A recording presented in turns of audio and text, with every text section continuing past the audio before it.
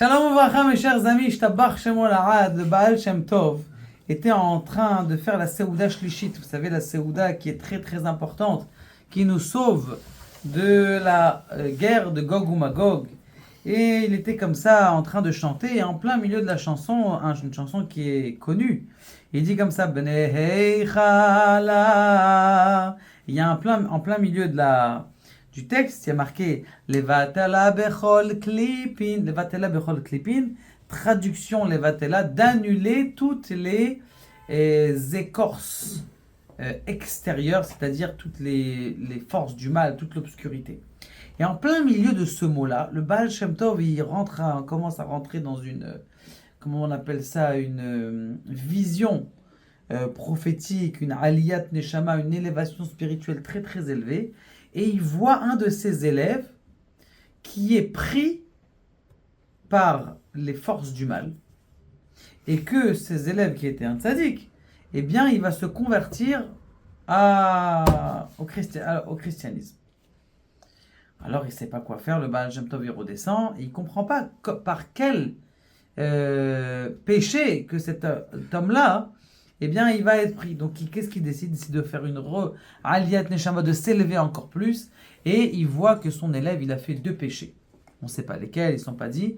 Et à cause de ces 2 péchés, eh bien son âme a été vendue aux forces du mal, au côté obscur. Et donc ce qui s'est passé, c'est que le Baal Shem Tov a dit, il faut faire quelque chose, c'est pas possible. Qu'est-ce qui se passe? Il essaye de dire du zérout sur cette personne, c'est-à-dire d'essayer de relever des mérites que cette personne a. Et c'est quoi? Il trouve qu'il a une mitzvah spéciale qui fait très très attention, c'est la mitzvah de Melavé Malka. Melavé Malka, c'est la 4e repas, le 4e repas qui est fait le soir après Shabbat. Pourquoi? Pour Melavé Malka, ça veut dire pour accompagner la reine. C'est quoi la présence divine? Eh bien, on mange encore un repas. Il y en a qui mangent leur pâte sainte, il y en a qui mangent leur pizza déjà préparée. Mais Kitsour, chacun il a son minag de manger à la Melavé Malka. Et en tout cas, eux, bien sûr, ils mangeaient avec du pain. Il a dit, par le mérite de la Melavé Malka, eh bien, on va annuler ce décret et ces fautes-là pour ne pas que son âme, elle soit vendue au côté obscur. Et donc, en plein milieu du Shabbat, alors il a recommencé à chanter les vatla afin d'annuler le côté obscur. Et encore, il répétait, afin d'annuler le côté obscur. Et afin d'annuler le côté obscur, encore il rangeait.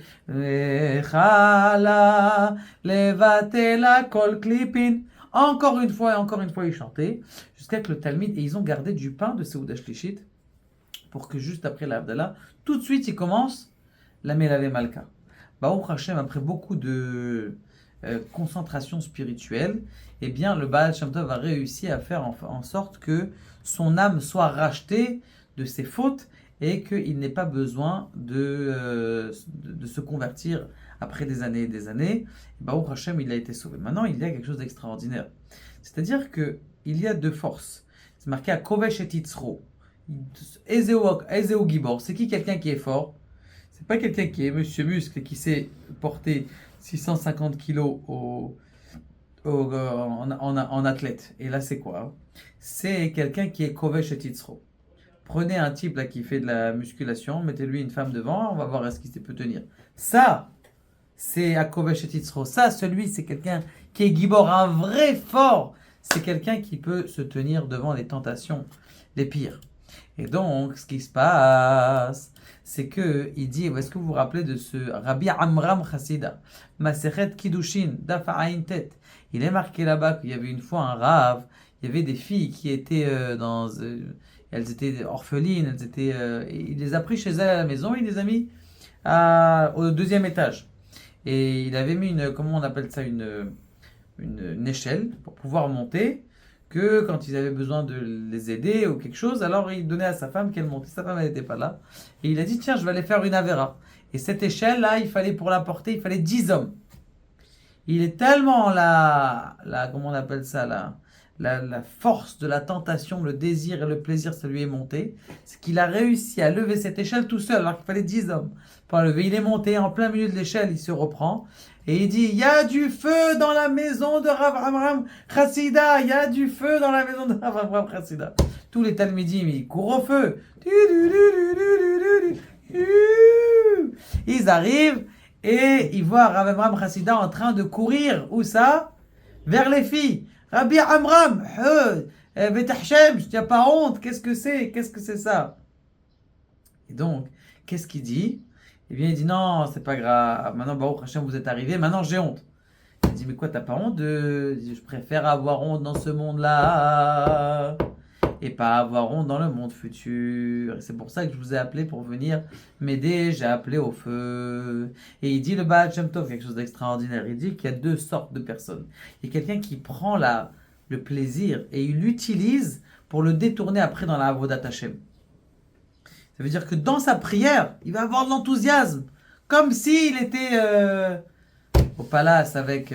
il faut avoir la même énergie, la même enthousiasme que tu avais à l'époque en boîte de nuit à Tel Aviv. La même chose en plein milieu de ta tefila. Pourquoi ta tefila, tu t'endors et quand c'est...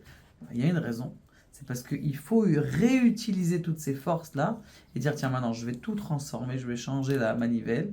Et Zéo, Gibor, à Kovesh et Titzro, c'est quoi Kovesh et Titzro? C'est-à-dire qu'il arrive à prendre la force de son Yetzara et de l'utiliser dans la Avodat Hashem. D'ailleurs, regardez quelque chose d'extraordinaire. Il y a beaucoup de gens qui font teshuva avec les chassidim. Pourquoi?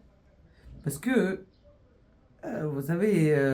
le train-train quotidien du petit juif, de synagogue, minyan, shaharit, mincha, arvit, des fois c'est pas très attirant. Quand est-ce que ça devient attirant? C'est quand c'est allez, on fait une souda de Purim, allez, on fait une ambiance, allez, on fait une serouda, allez, il y a des chants. Dès que ça commence à être des chants, les gens, pourquoi? Parce qu'il y a de l'enthousiasme. Les gens, ils cherchent de la vie, de l'enthousiasme, de la chayout, de la vitalité. Et donc c'est pour ça que la chassidoute, elle a pris une ampleur très grande. Parce que justement, ils avaient tout ce Yetzerara, ils ont transformé le Yetzerara de la Mzroba, de la boîte de nuit, en Yetzeratov, qui est une des chants Yafavet Tama Torah Temima. Toutes ces choses-là. Kadosh Baruch Hu nous aide à utiliser toutes les forces du Yetzerara et à les mettre au service divin. Baruch Adonai Leolam.